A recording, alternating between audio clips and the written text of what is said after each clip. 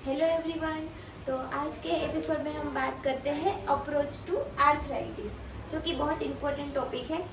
यानी कि आपके पास कोई पेशेंट आया कि उनके जॉइंट पेन हो रही है, तो आप उसको कैसे अप्रोच करेंगे, क्या क्या क्वेश्चन पूछेंगे। इस हिसाब से हम क्लिनिकल डायग्नोसिस बना सकते हैं और इस हिसाब से हम जो डायग्नोस्टिक टेस्ट करवाने हैं वो भेज सकते हैं। तो फर्स्ट है जॉइंट स्वेलिंग या टेंडरनेस। पहले पेशेंट को ये पूछना है कि आपको जॉइंट में स्वेलिंग हो रही है कि नहीं, टेंडरनेस है कि नहीं।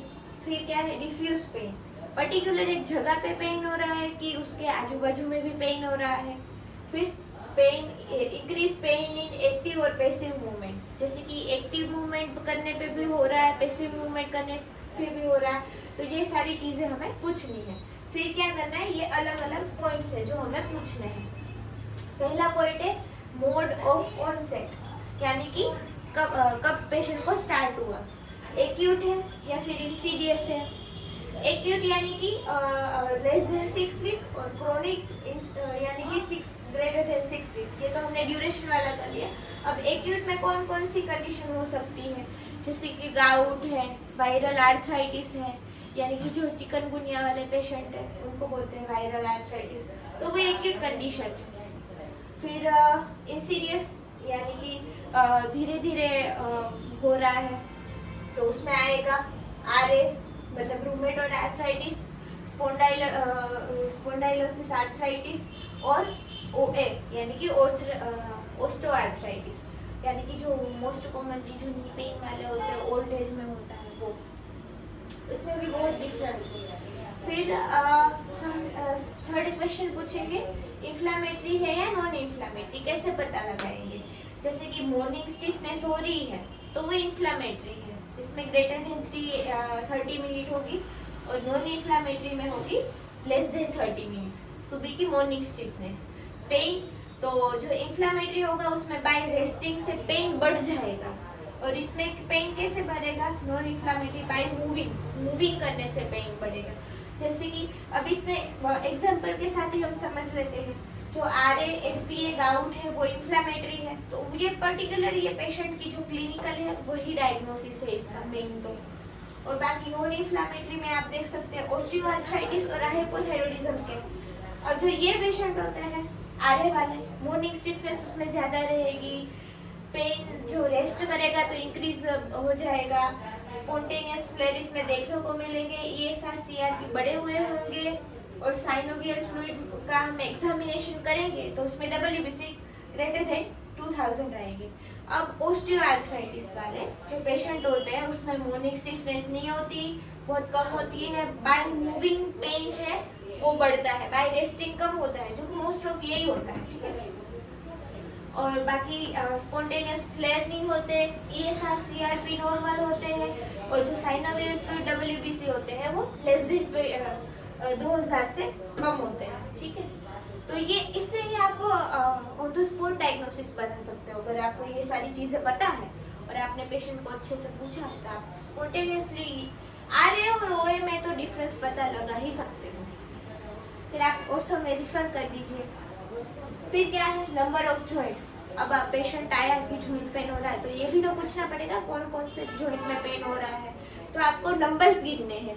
अगर एक ही में हो रहा है जॉइंट में तो उसको मोनो आर्थराइटिस बोलेंगे, जो किसमें होगा, गाउट में। अब गाउट वाले पेशेंट देखिए गवर्नमेंट में बहुत ज़्यादा आते हैं, तो उसमें यूरिक एसिड भी बढ़ा हुआ होता है।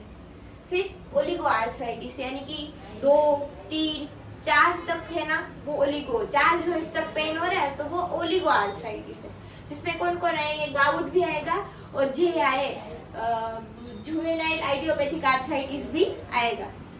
फिर पॉली आर्थराइटिस, ग्रेटर देन अगर 5 जॉइंट इन्वॉल्व है पेशेंट के तो वो आएगा पॉली आर्थराइटिस, जिसमें आएंगे आरए, एसएलई और आईबीडी इंफ्लेमेटरी बाउल डिसीज, ठीक है।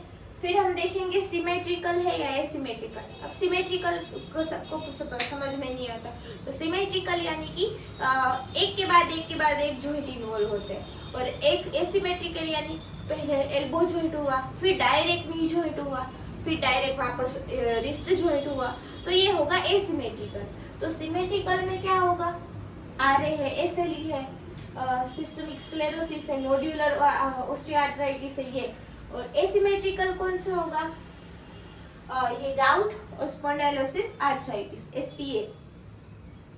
फिर अगर देखेंगे कि यूनिलेट अपर इन्वॉल्वमेंट देखेंगे, किसी में अपर लिम्ब यानी कि बोथ हैंड्स का मूवमेंट ज़्यादा, बोथ हैंड्स के जॉइंट ज़्यादा इन्वॉल्व होते हैं, और लोअर लिम्ब इन्वॉल्वमेंट। तो अपर लिम्ब में कौन कौन से हो गए? RA, SLE और सोरियासिस। लोअर लिम्ब में गाउट।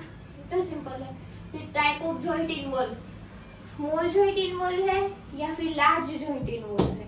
अगर आपके पास पेशेंट आया तो ये है अपने जो है डिस्टल इंटरफेरेंजियल जॉइंट और ये है प्रोक्सिमल इंटरफेरेंजियल जॉइंट। तो जो अगर स्मॉल यानी कि PIP, DIP और MCP मेटाकार्पल जॉइंट, तो PIP इन्वॉल्व होगा तो वो मोस्ट प्रोक्सिमल होगा, तो वो होगा RA में। और अगर डिस्टल होगा तो वो होगा ऑस्टियोआर्थराइटिस में। ये सिंपल से ही है, आप क्लिनिकल फीचर से ही पता लगा सकते हो। फिर मेटाकार्पल फेरेंजियल जॉइंट, ठीक है, ये स्मॉल हो गए। या फिर लार्ज को इन्वॉल्व कर रहे हैं, एल्बो या नी को, ठीक है। फिर क्या है? सीक्वेंस और पैटर्न इन्वॉल्वमेंट। अब इसमें 3 टाइप है, इंटरमीडिएट, एडिटिव और माइग्रेटरी। इंटरमीडिएट में क्या होगा? एपिसोडिक पेन होगा और बीच बीच में थोड़ा एसिम्प्टोमेटिक भी हो जाएगा, फिर वापस होगा पेन। फिर एडिटिव में मोर एंड मोर एड मतलब एड करना, more and more joint involvement हो जाएंगे उनके। माइग्रेटरी यानी कि start rapidly, subside in 24 to 36 hours. Extra articular features, अब एक्स्ट्रा आर्टिकुलर फीचर्स उसके डिसीज वाइज अलग अलग हैं, जो इसके लिए आपको पूरा रूममेट पढ़ना पड़ेगा, जो कि मैं आपको पढ़ाऊंगी। इसमें ये रूममेट ही चालू कर देते हैं। तो अब आपके पास पेशेंट आया कि पेशेंट को मॉर्निंग स्टिफनेस है, टेंडरनेस है, प्लस स्वेलिंग हो रही है, और पेशेंट को जो most commonly PIP joint involve है, तो आप क्या सोचेंगे? प्राइमरी RA सोचेंगे। ये सारे फीचर्स रूमेटॉइड आर्थराइटिस के हैं। और इसमें क्या भेजेंगे? अगर आप पेशेंट के CBC भेजो, CRP भेजो, ESR भेजो, अगर ये मेन जो इन्फ्लेमेटरी मार्कर्स है ना, वो ये सारे CRP इंक्रीज होंगे तो ही वो RA कंसीडर किया जाएगा, बाकी नहीं किया जाएगा।